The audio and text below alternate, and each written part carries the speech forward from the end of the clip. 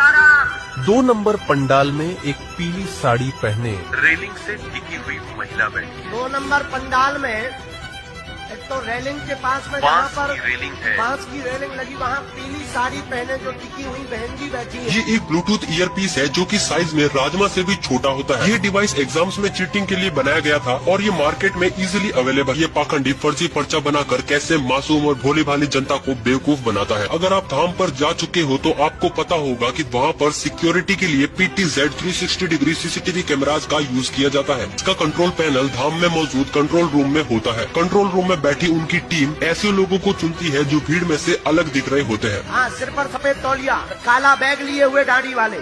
लेकिन अब main question ये है कि ये इन्फॉर्मेशन धीरेन्द्र शास्त्री तक कैसे पहुंचाई जाती है। तो काम होता है GSM मॉड्यूल और ब्लूटूथ डिवाइस की मदद से। ये एक ब्लूटूथ ईयरपीस है जो कि साइज में राजमा से भी छोटा होता है। ये डिवाइस एग्जाम्स में चीटिंग के लिए बनाया गया था और ये मार्केट में इजीली अवेलेबल है। ये 2 वे कम्युनिकेशन को सपोर्ट करता है, लेकिन इस केस में ये सिर्फ धीरेन्द्र शास्त्री तक इन्फॉर्मेशन पहुँचाने का काम करता है। और कभी कभी ये डिजिटल स्क्रीन का भी यूज कर लेते हैं जिसका कंट्रोल एजेंट के हाथ में होता है। जब भी धीरेन्द्र शास्त्री को एजेंट से कॉन्टेक्ट करना होता है तो वो कुछ कोड वर्ड का यूज करते हैं। राम, साधु जी, राम,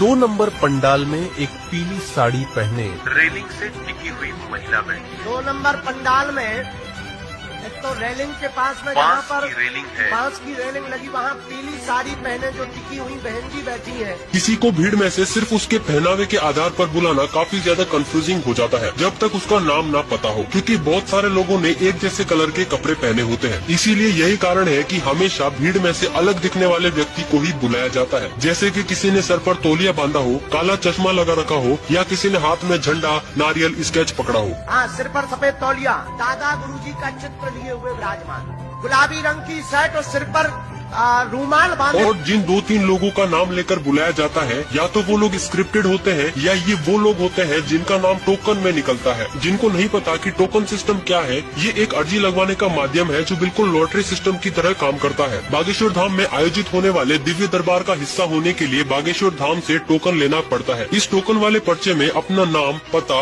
और मोबाइल नंबर लिखकर बागेश्वर धाम में जमा करना होता है।